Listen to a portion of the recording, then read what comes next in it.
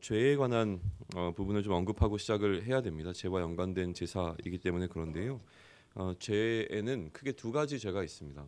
하나는 고의로 범한 죄가 있고요. 또 하나는 실수로 범한 죄가 있다라고 이야기되어집니다. 성경에서 이야기하는 구분점인데요.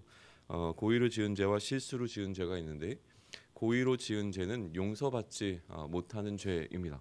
그런데 실수로 지은 죄는 이러한 속죄 제물을 드림을 통하여서 용서받게 되어진다라고 이야기하는 것이죠. 고의로 지은 죄 같은 경우에는 사실은 신약 성경에서는 성령을 회방하는 죄, 다시금 용서하지 못할 어떤 죄와 비견되는 것으로 많이들 이해하게 되어지는데요. 오늘 본문 속에서는 실수로 지은 죄를 어떻게 속죄 제물을 드림으로 용서받을 것인가에 관한 부분을 다루고 있습니다. 실수로 지은 죄를 위해서 드려진 제사는 두 가지로 나누어집니다. 하나는 속죄제와 속건제라고 하는 건데요. 속죄제에 관해서 4장 1절부터 5장 13절에서 다루고 있고 속건제에 관해서 5장 14절에서 6장 7절에서 다루고 있습니다. 특별히 오늘 이제 우리가 나누게 될 4장 1절로부터 21절까지의 본문은요. 이 속죄제에 해당하는 부분에 속해 있습니다. 1절과 2절은 지금 서론에 해당하고요. 그리고 3절부터 21절은 비중이 좀 큰 속죄제에 관한 내용이고 22절부터 35절까지는 그거보다는 비중이 작은 속죄제에 관한 이야기입니다. 그리고 5장 1절부터 13절은 속죄제를 드려야 하는 구체적인 경우들에 관해서 설명해 주는 것으로 속죄제에 해당하는 파트가 구성되어져 있습니다.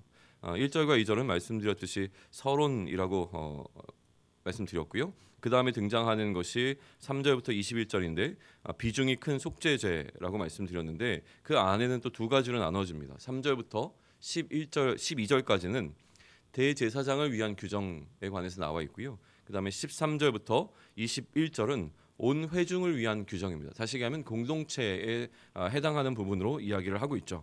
이제 내일 본문은 내일 보시면 되겠지만 족장과 또 개인에 관한 이야기로 이어져 갑니다. 그러니까 큰 좀 비중이 높은 것부터 비중이 작은 것으로 넘어가는 흐름으로 속죄제에 관한 설명을 하고 있는 것이죠. 이 어떤 속죄제의 각각 네 가지 속죄제의 형태들이 등장을 하게 되었는데 여기서 우리가 좀 살펴봐야 될 것은 무엇이냐면 제물의 종류가 무엇이었는가, 그리고 피 뿌리는 장소는 어디였는가, 그리고 남은 제물은 어떻게 처리하였는가라고 하는 이 세 부분을 조금 더 주목해서 보시면 유익이 좀 있습니다. 속죄제를 드리는 기능은 무엇이냐면요. 아까도 말씀드렸지만 부지 중에 지은 죄라고 하는 백성들이 지은 죄를 속하고 용서해 주는 일을 위하여서 드려진 것이 속죄제였습니다. 부차적으로는요. 이 죄가 장소적으로도 오염되는 문제가 있었기 때문에 장소와 관련된 제의적인 오염이나 신체의 부정을 정화해 주는 역할 속에서도 속죄제를 드린 것으로 기록되어져 있습니다. 이 속죄제는 번제와 우리가 앞에서 이전에 계속 살펴보았던 번제와도 여러 모양으로 좀 비교가 되어지는데요.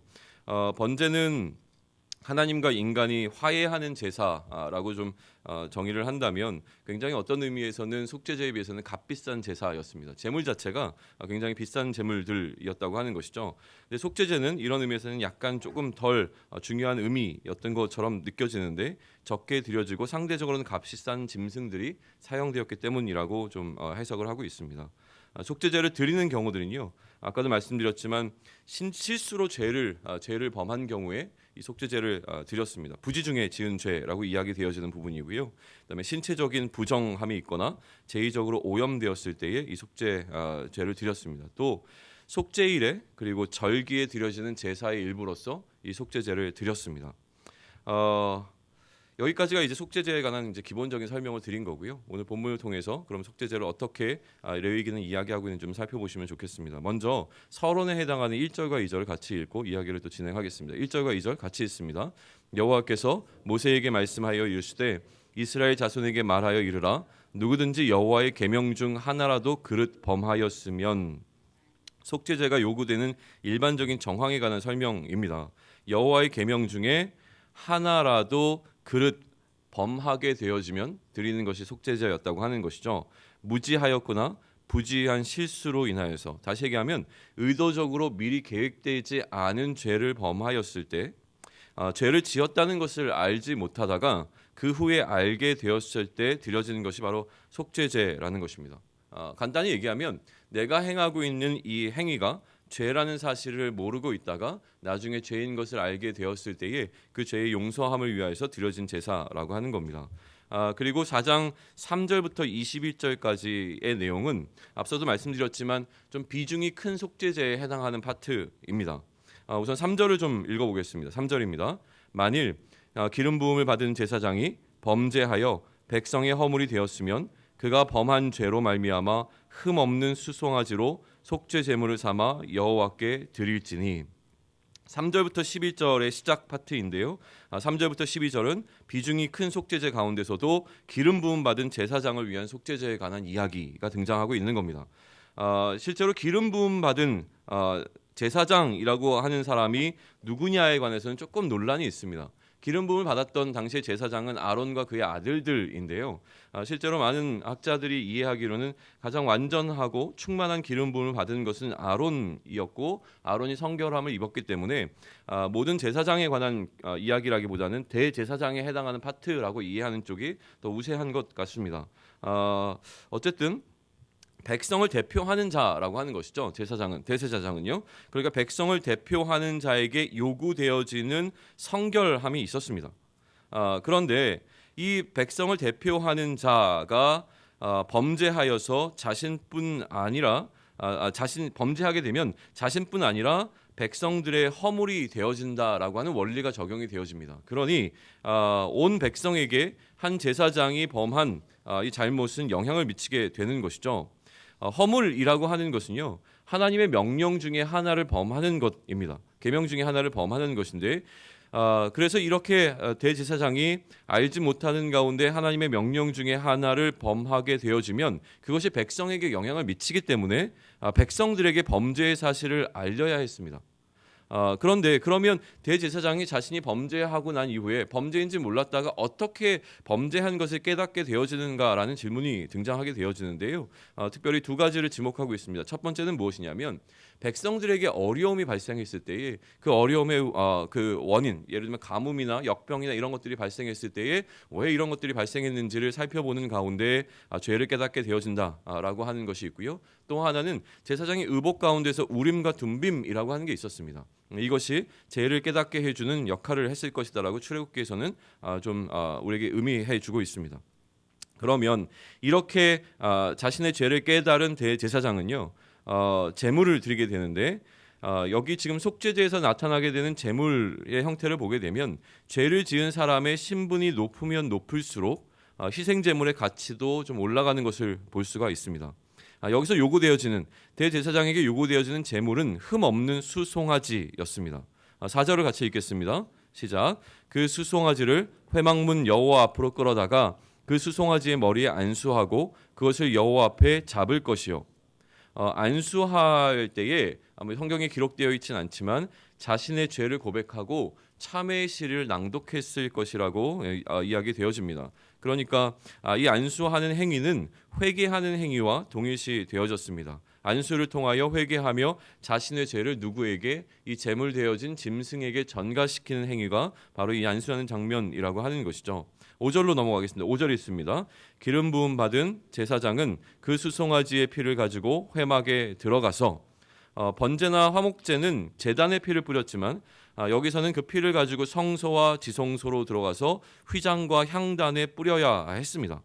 이 피를 뿌리는 단계는 좀 3단계로 나눠져서 3단계 피의식이라고 불려지게 되어지는데요. 첫 두 단계는 다른 제사에서는 등장하지 않는 부분입니다. 6절 넘어가서 하나씩 살펴보면 좋겠습니다. 6절입니다. 그 제사장이 손가락에 그 피를 찍어 여호와 앞 곧 성소의 휘장 앞에 7번 뿌릴 것이며, 첫 번째 단계인데요.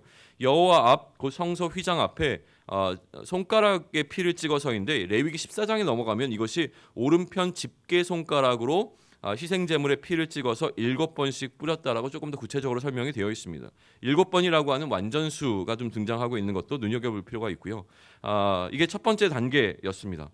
두 번째 단계로 넘어가죠. 두 번째와 세 번째 단계인데요. 7절이 있습니다. 제사장은 또 그 피를 여호와 앞 곧 회막 안 향단불에 바르고 그 송아지의 피 전부를 회막 문 앞 번제단 밑에 쏟을 것이며, 둘째 단계는요. 휘장 앞에 있는 향단 쪽으로 돌아서서 다시 자신의 오른편 집게 손가락으로 향단 뿔에 피의 일부를 바르는 거였습니다. 이 행위는요 평민의 경우보다는 조금 더 심각한 이 죄라고 하는 것에 대한 의미로 좀 해석되어집니다. 세 번째 단계는 제단이 있는 마당으로 돌아와서 남은 피를 번제단 밑에 쏟는 것으로 이 핏부림이라고 하는 3단계의 형식이 진행되어진 겁니다. 8절부터 10절까지를 한꺼번에 읽겠습니다. 있습니다. 시작. 또 그 속죄 제물이 된 수송아지의 모든 기름을 떼어낼지니 곧 내장에 덮인 기름과 내장에 붙은 모든 기름과 두 콩팥과 그 위에 기름 곧 허리 쪽에 있는 것과 간에 덮인 커플을 콩팥과 함께 떼어내되 화목제 제물의 소액에서 떼어냄 같이 할 것이요 제사장은 그것을 번제단 위에서 불사를 것이며 3단계로 걸쳐서 뿌려지는 피 의식 후에 제물에서 모든 기름을 제거하고요. 그 기름만을 제단 위에서 불살랐습니다.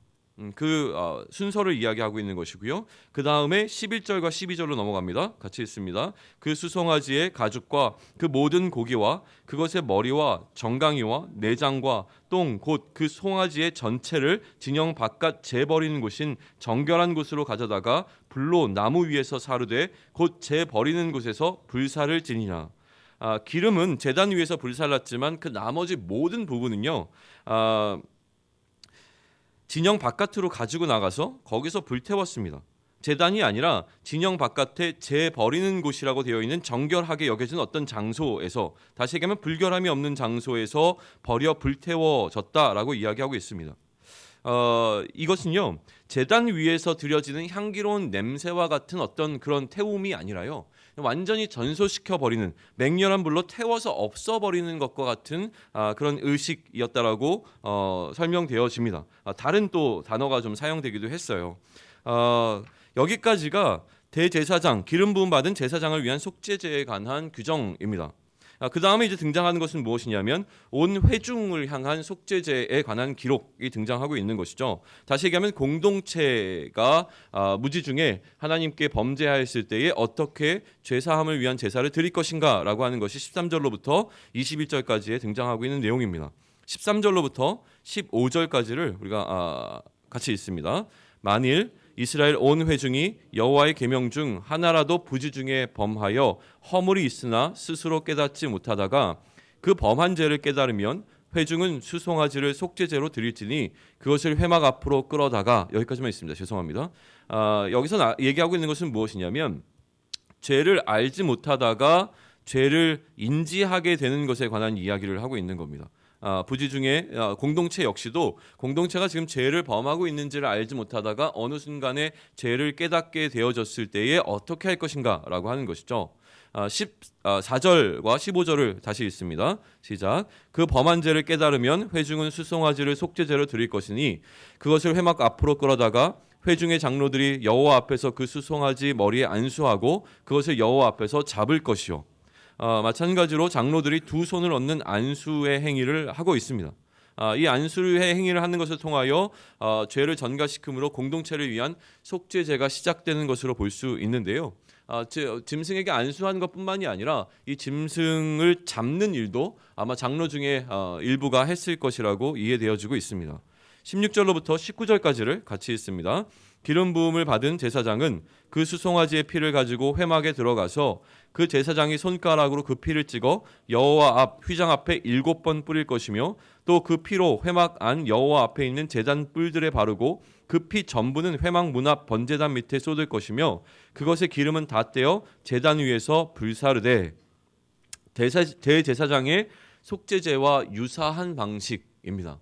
무슨 얘기냐면 공동체가 부지 중에 범한 죄 역시 제사장이 범한 죄와 거의 동일하게 죄의 심각성이 여겨졌다라고 하는 겁니다. 족장과 평민이 지은 죄보다 대제사장과 공동체가 지은 죄의 심각성에 관한 부분이 유사한 것으로 지금 설명되어지고 있는 것이죠. 20절 읽겠습니다. 그 송아지를 속죄제의 수송아지에게 한 것 같이 할지며 제사장이 그것으로 회중을 위하여 속죄한즉 그들이 사함을 받으리라. 여기서 가장 중요한 개념 하나가 등장하는데 그것이 무엇이냐면 속죄의 개념입니다. 속죄란 무엇이냐면 한마디로 얘기하면 사함을 받는 것입니다. 사함을 받는 것에 관한 이야기가 20절에서 등장하고 있는 것이죠. 21절 같이 읽겠습니다. 그는 그 수송아지를 진영 밖으로 가져다가 첫 번 수송아지를 사람같이 불사를 지니 이는 회중의 속죄제니라 라고 되어 있습니다. 진영 바깥으로 가져나가서 수송아지의 나머지 부분들을 다 불사르라 라고 얘기하고 있는데요. 사실은 이 진영 바깥으로 가지고 나가서 태우는 이 장면을 통하여서 신약의 시대를 살아가고 있는 우리들은 무엇을 또 연관지어서 생각해 볼 수 있냐면 예수 그리스도를 떠오르게 되는 것 같습니다. 마찬가지로 이 진영 바깥으로 가지고 나간 이 재물, 가지고 나가서 불태웠던 이 부분에 관한 기록이 우리로 하여금 예수 그리스도를 생각하게끔 만들어주는 장치가 되어진다라고 하는 것에 대부분 동의하고 있습니다. 왜 그렇습니까? 예수님 것은 성 안이 아니라 성 밖에서 죽임을 당하셨고요. 그렇기 때문에 사실은 모든 제사가 예수 그리스도께서 단번에 드리신 제사를 향하여 그것의 예포의 형식으로 진행되어지고 있지만 속죄제는 특별히 더 우리로 하여금 예수 그리스도께서 달려 돌아가신 우리의 죄를 사하여 주신 십자가의 그 사건을 더욱 떠올리게 하는 제사인 것은 분명한 것 같습니다. 죄사함이라고 하는 이 개념, 속죄제에 담겨 있는 사함을 받게 되는 이 개념이라고 하는 것은요, 예수 그리스도를 통해서 온전하게 이루어졌기 때문에 그렇습니다. 그래서 우리는 이 속죄제라고 하는 것의 제사의 형태를 바라보며 예수 그리스도께서 우리의 죄를 사하여 주신 그 사건을 계속 떠올려야 하는 것이 맞는 것이죠. 마찬가지로 이 죄의 문제를 언급하는 오늘 이 속죄제의 내용 가운데서 성소가 더럽혀진 것에 관한 이야기가 등장을 합니다. 그래서 이 성소 역시 정결하지 않기 때문에 성소를 정결케 하기 위하여 핏부림이라고 하는 그 의식이 성소 안에서 진행되어졌다라고 하는 것인데요. 실제로 우리가 역시 신약의 시대를 살아가는 우리들에게 있어서 성소란 어디입니까? 곧 우리가 성소입니다. 그 성령이 거하시고 있는 장소가 성소인데요. 우리가 부지 중에 죄를 범하였을 때 정결함이 필요한 그러니까 정결하지 않게 되어지는 것이 어디냐면 바로 성소인 우리라고 하는 것이죠. 그러니까 우리가 어떻게 다시금 성령의 전으로서 정결케 되어질 것인가, 죄로 인하여 더럽혀진 나를 정결케 할 것인가에 대한 고민을 할 수 있게끔 하는 것 역시 오늘 속죄제가 우리에게 주는 메시지 가운데 하나라고 하는 것입니다. 하나님은 희생의 제물에 피를 기초하여서 회개하고 속죄를 간청하는 죄인들을 용서하셨습니다. 이것은 무슨 얘기냐면 희생의 제물의 피에 기초하여서 회개하고 속죄를 간청하는 죄인들을 용서하신 것이지 이 제사의 제식의 의식 자체가 용서함의 토대가 되었다고 하는 것이 아닙니다. 회개하는 그 마음과 믿음을 통하여 이 회개, 이 용서라고 하는 것이 흘러갔음에 대한 것을 놓치면 안 된다라고 하는 것이죠. 그러니 우리 역시도 우리의 죄를 정결케 하기 위해서 가장 중요한 것은 무엇이냐면 누구든지 주의 이름으로 자신의 죄가를 인정하고 고백하면 미쁘고 의로우사 우리 죄를 사하시며 모든 불의에서 우리를 깨끗게 하실 것을 신뢰하는 가운데 우리의 죄가를 인정함으로 하나님 앞에 나아가는 것이 필요하다라고 하는 것을 기억할 필요가 있습니다. 특별히 이 속죄제 가운데서 오늘 우리가 다루게 된 것은 무엇이었냐면 중한 것이었습니다. 중하다는 기준 가운데 리더로 여겨지는 대제사장과 또 공동체 전체가 좀 상정되고 있었습니다. 그 영향력에 관한 부분이겠죠. 또 영향력이 큰 만큼 그 죄의 영향력도 파급력도 큰 것이고요. 죄의 심각성이 더 크다라고 하는 겁니다. 그러니 오늘 특별히 우리가 이 속죄제에서 좀 뭐라 그럴까요? 중하게 여겨지는 부분을 묵상하는 가운데 교회의 리더로서 우리가 갖고 있는 어떤 그 위치 가운데서 우리의 범죄함이 미치게 될 영향력에 관한 부분들, 또 공동체가 하나님 앞에서 범죄하고 있을 때에 그 범죄가 갖고 있을 만한 죄의 중함에 관한 부분들을 조금 더 깊이 묵상할 수 있으면 좋겠습니다. 개인적으로는요, 이 속죄제의 첫 번째 파트를 계속 묵상하는 가운데 이런 생각이 더 많이 들어왔던 것 같습니다. 무엇이냐면 무지 중에 알지 못하는 가운데 범한 죄라고 하는 것인데 실제로 내가 죄를 범하고 있으면서 죄라고 인식하지 못하고 있는 부분이 어떤 것일까에 대해서 더 깊이 좀 생각해 보았던 것 같습니다. 사실은 죄라고 인식 못하는 것보다 죄인 줄 알고 있었지만 둔감하여져서 죄처럼 여겨지지 않고 있는 것이 너무나 많다는 생각을 좀 하게 되었던 것 같습니다. 방치하고 있었던 것이죠. 어제 저희 몇 분들이 지금 1대1 양육을 받고 있는데요.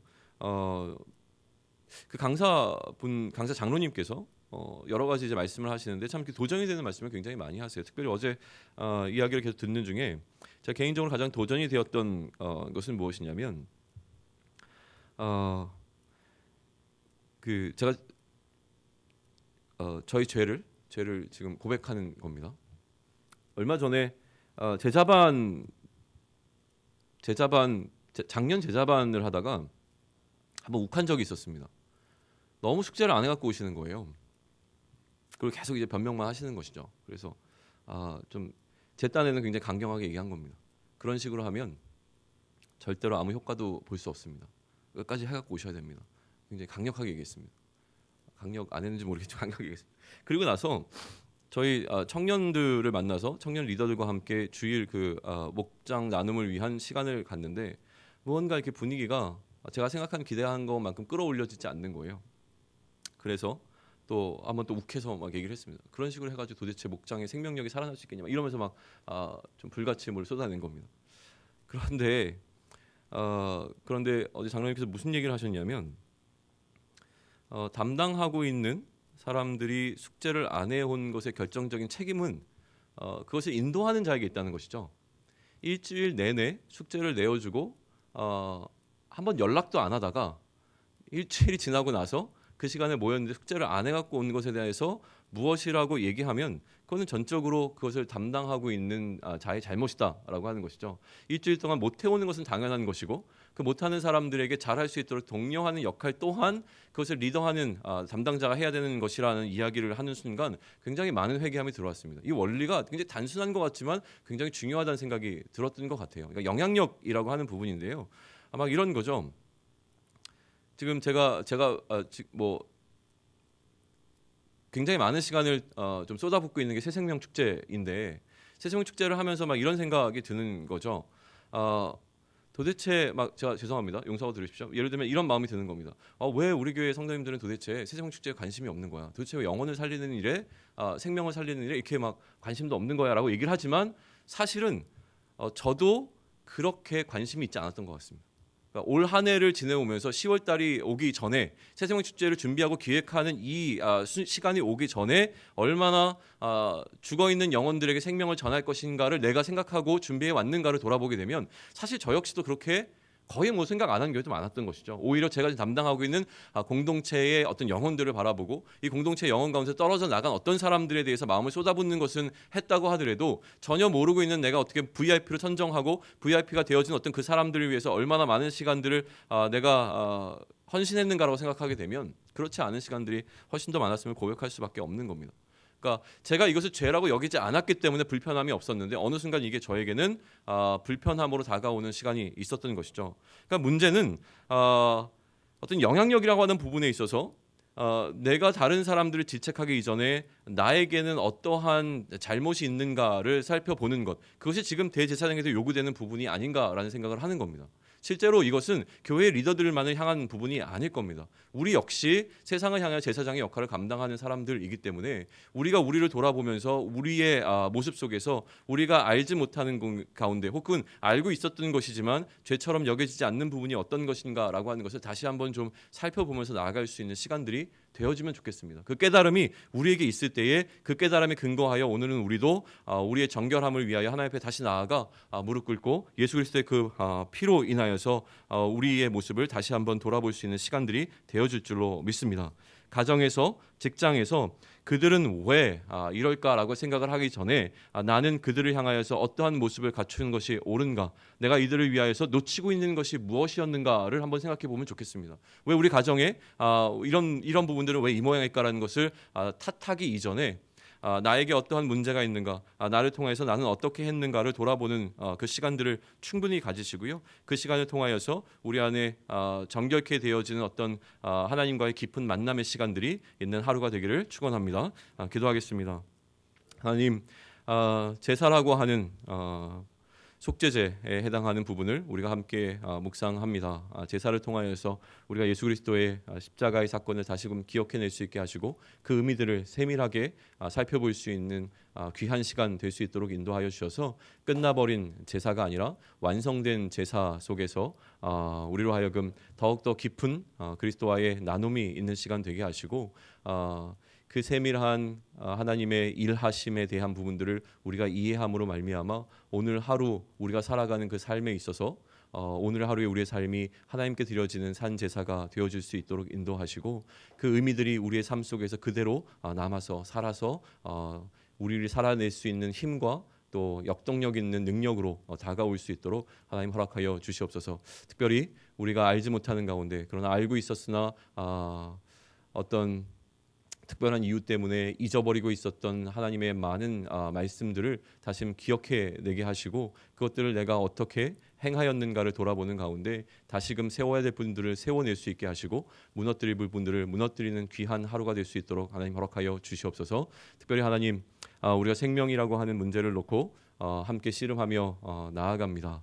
생명을 향한 우리의 마음이 어떠했는지를 돌아볼 수 있도록 인도하여 주셔서 그 생명을 향한 우리의 마음들이 하나님의 마음과 잘 공감되어지는 이 계절이 될 수 있도록 인도하시고 그것을 위하여서 우리가 최선을 다할 수 있는 은혜를 하나님 허락하여 주시옵소서. 그렇게 힘쓰고 애쓰며 오늘도 이 세상 가운데 씨름하는 우리의 모든 삶을 도우시고 함께 하실 줄로 믿사오며 이 모든 말씀 우리 주 예수 그리스도 이름으로 기도드렸사옵나이다. 아멘.